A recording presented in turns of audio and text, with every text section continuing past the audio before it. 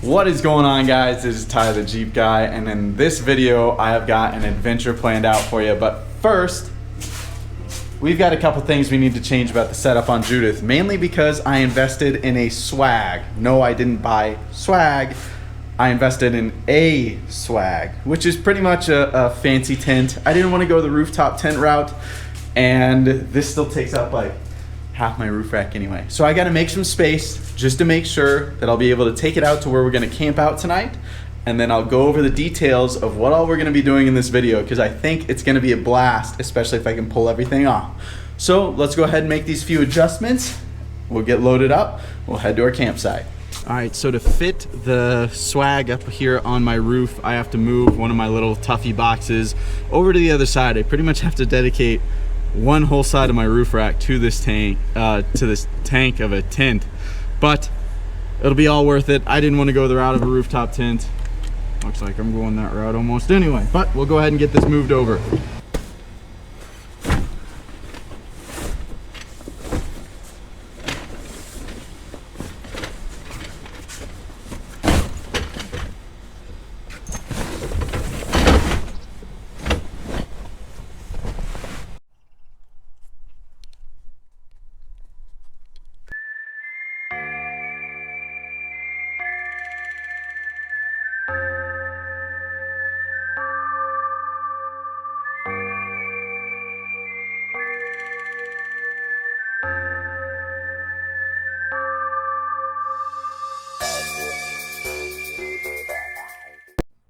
Okay, so that actually went pretty smooth. I got the awning mounted, I got the swag up there, Judith is all loaded down, gassed up, and we're ready for adventure. First off, we're gonna head over to our campground for the spot for the evening, mainly because I would disperse camp, but I'm just doing a quick rundown on all the gear here, so I want to make sure it works, just in case it's not working out. I want to make sure it's working. So we're gonna go ahead and load up in the Jeep, we're gonna take off and start heading towards the Bismarck Lake campground.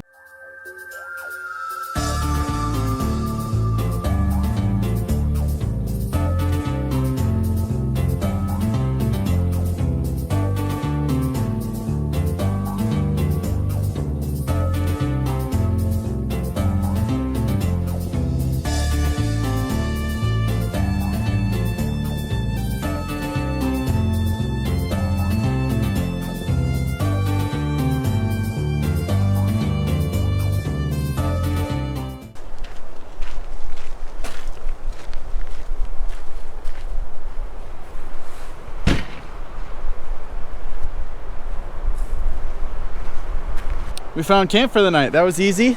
We got an incredible view. It's a nice campground all around. I like this spot in particular. The Jeep's all the way up over there. I'll make dinner there. I'm gonna sleep right here. So let's get this swag unpackaged and set up so you can see what I'm talking about, so you understand. No, I did not buy swag, I bought a swag. So let's get this thing set up.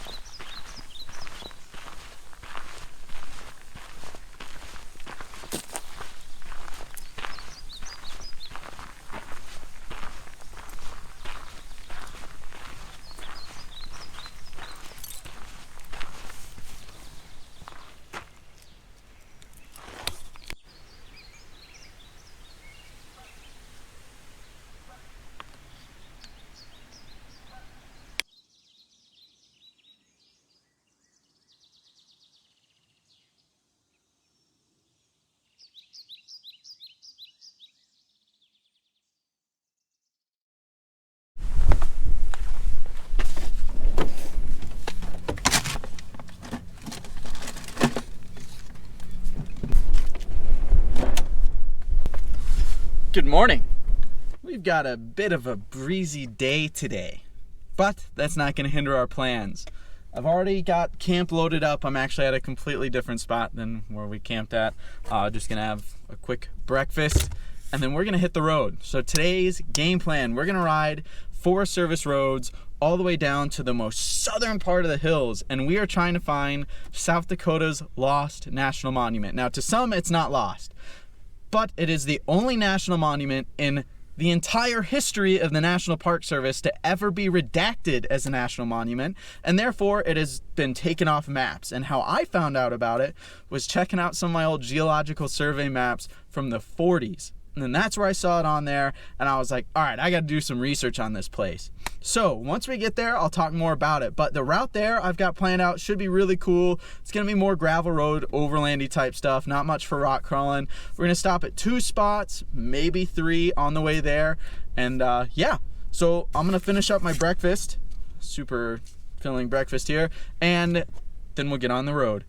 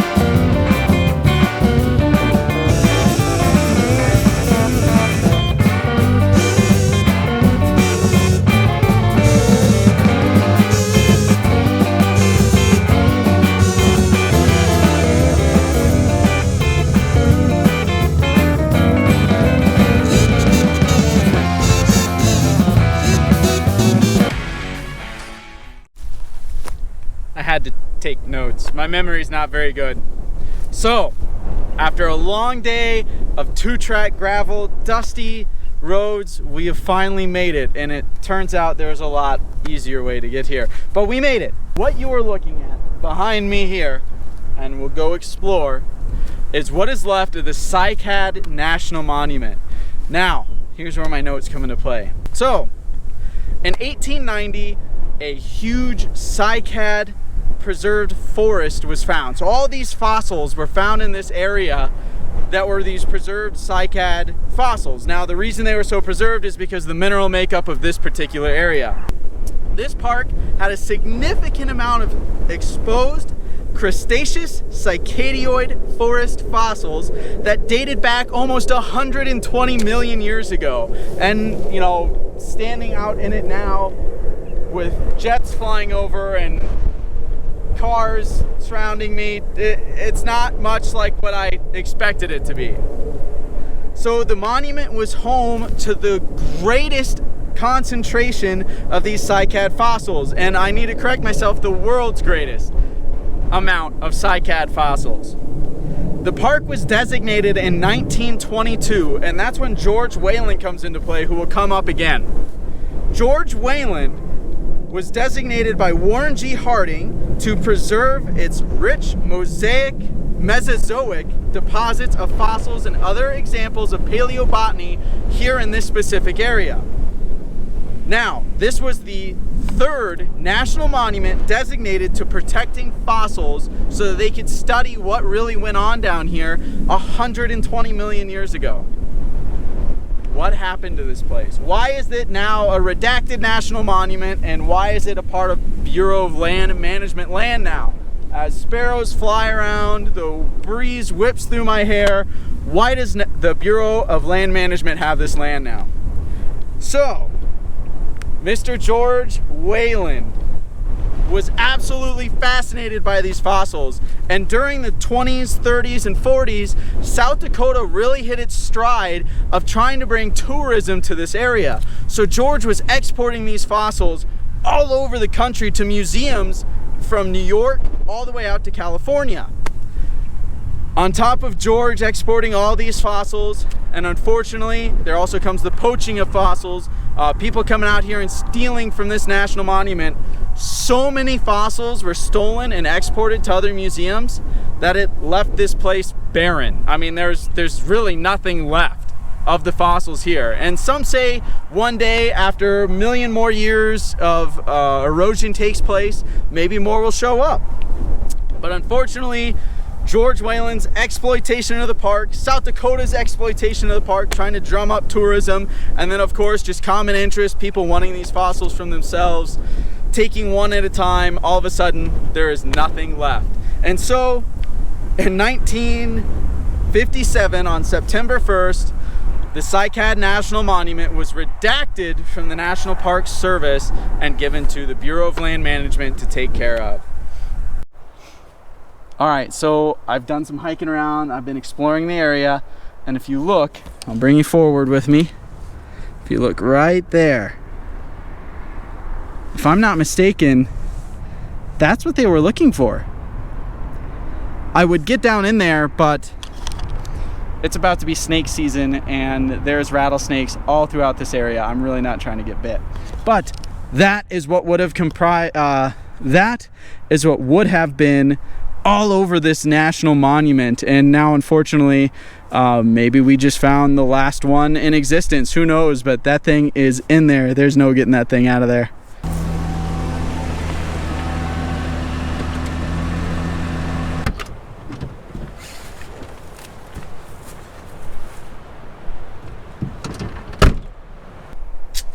So we're at the last stop of the day, which is what is left of the White Elephant Mine. This is it. You're looking at it. It's a closed road. There's some tailings down the way, but it's just not enough to film. So I figured I'd take a second and actually end the video before I really do forget and go over the day. I had to switch sides, that way your guys' back is to where I heard all the creepy noises. So from the cave system, we ended up going down to a specific homestead. Now, this homestead itself is on private property, but the road that passes by it is public land. And I was able to reach out to one of the property owners and just let him know I was going to be there. At the end of the day, awesome spot. While on video I only captured a couple shots just to be respectful, that farmstead has been around, to my understanding, since the beginning of homesteaders coming out to this area. So it was really cool to see that and take a couple moments to sit in silence and realize how far things have come in the Black Hills, and just to see what it used to be like. All right, so before I end this video, I do want to take a second and say thank you to all my family members who've been watching. My mom tells me all the time about how much you love the videos, as well as all my friends back home and the people that have been watching. It's so much fun to get out and film and edit these and put it all together to share the adventures that I'm having out here, and it kind of encourages me to actually document them. It's a lot harder than I thought it would be. For you guys, this is like a 10-15 minute video. For me, this took 2 days and 210 miles. So all in all, I had an absolute blast today. And again, before I end, I forgot one other group of people that I really should thank too. All the people here in the Black Hills. Every time I'm out in that Jeep, I always find at least 2 or 3 people that stop me and talk about how much fun they have watching the videos. And that is so cool to me. It's a blast, and I really want to inspire people to get out, you know, treading lightly and exploring our backyard, because without that, we don't have this area. The more that us and the full-size Jeeps and everything are getting out and using these trails, it allows us to get more. And the more we're setting that example too of treading lightly and packing out and all that fun stuff, that's how we get more stuff open. And that's why I harp so much about it, because I'm a very big advocate in our local community when it comes to getting more stuff open, keeping what we've got open, and of course being a part of the Jeep Club and everything. It's just something that I enjoy doing, and I want to inspire other people to do the same. All right, now Judith and I are gonna rush home. We're gonna try and beat this snowstorm and get everything unpacked. But once again, I want to thank everybody for watching this adventure, and you already know the drill. Keep on Jeeping on, and I'll see you out there. The thrill of the wild. One vehicle captures that feeling with the strength and agility to master most any terrain. Nothing stands in its way. Jeep, like nothing you've ever driven. There's a feeling you can get